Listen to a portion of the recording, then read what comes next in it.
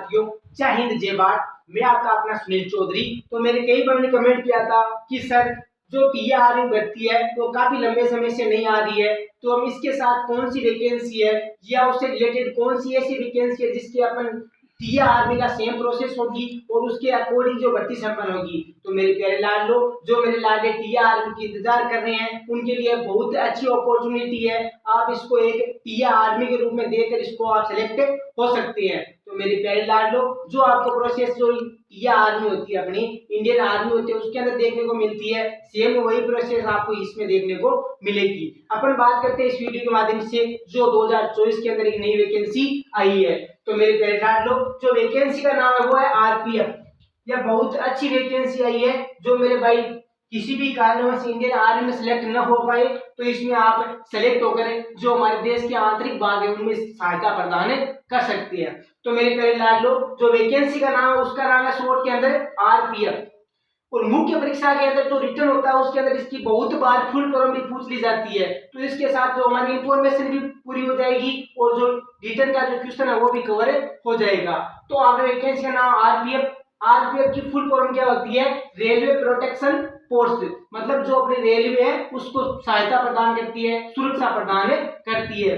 ये अपनी होगी वैकेंसी आरपीएफ। फिर अपन बात करते हैं कि सर इसके अंदर क्या क्या योग्यता रखी गई है, कितनी इसके अंदर सैलरी मिलेगी और किस प्रक्रिया के अकॉर्डिंग ये भर्ती संपन्न होगी। तो मेरे प्यारे लाडलो, सबसे पहले अपन बात करते हैं कि ये इस भर्ती के फॉर्म वो कब से स्टार्ट हो रही है। तो मेरे प्यारे लाडलो, जो इसके एप्लीकेशन बिगेन मतलब जो फॉर्म स्टार्ट होगी वह 15/4/2024 से इसके फॉर्म स्टार्ट हो गई है।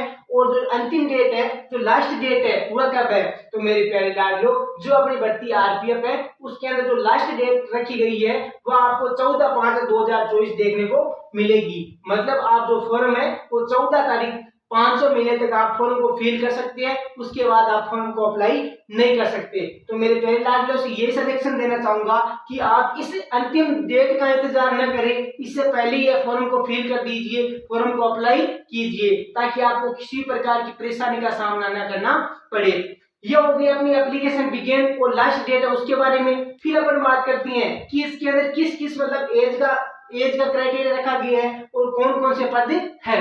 तो मेरे प्यारे लाडलो, इसके अंदर 2 पद रखे गए हैं, एक अपना एसआई और दूसरा अपना कांस्टेबल।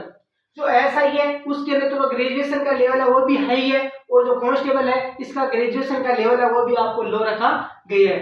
फिर अपन बात करते हैं जिन भाइयों की एज 18 से लगाकर 28 साल के मध्य है, 18 साल से लगाकर 28 साल के मध्य, वह कांस्टेबल के लिए एलिजिबल है, वह कांस्टेबल पद के लिए फॉर्म को फिल कर सकते हैं। जिन भाई की एज 20 से 28 वर्ष के मध्य है वह एसआई के पद के ऊपर है या पद के रूप में आप फॉर्म को फिल कर सकते हैं।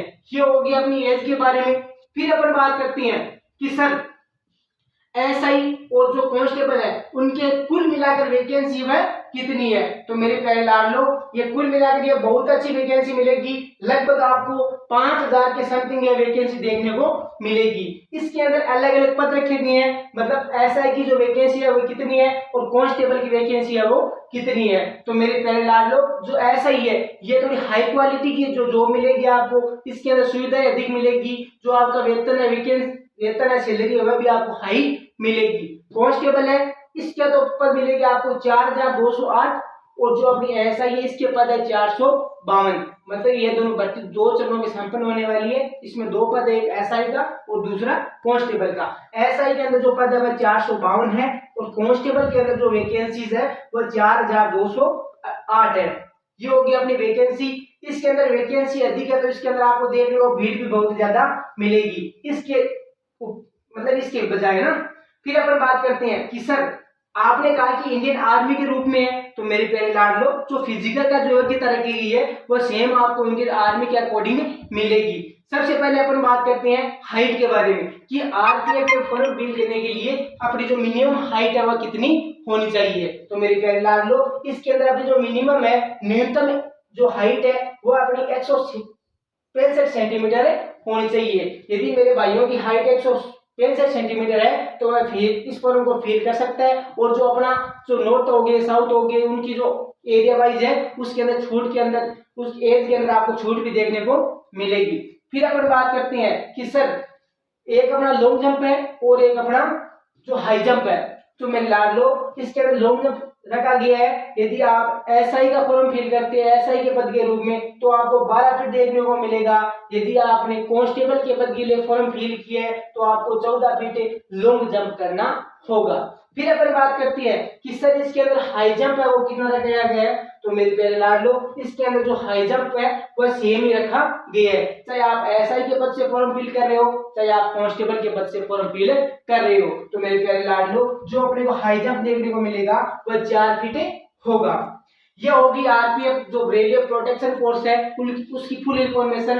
अगर इसके उपरांत आपको किसी प्रकार की इंफॉर्मेशन चाहिए तो मेरे को आप कमेंट के माध्यम से पूछ सकते हैं। और मेरे टी लाडले भाई ने यह भी कमेंट किया था मेरी वीडियो के अंदर कि सर टी आर्मी भर्ती बंद हो गई है, आएगी कि नहीं आएगी, तो मेरे प्यारे लाडलो दिल को थाम के बैठिए, वैकेंसी भी आएगी और आप फौजी भी बनोगे। अगर आपको किसी प्रकार की इंफॉर्मेशन चाहिए तो मेरे को कमेंट के माध्यम से पूछ सकते हैं। मैं आपका अपना सुनील चौधरी। जय हिंद, जय भारत।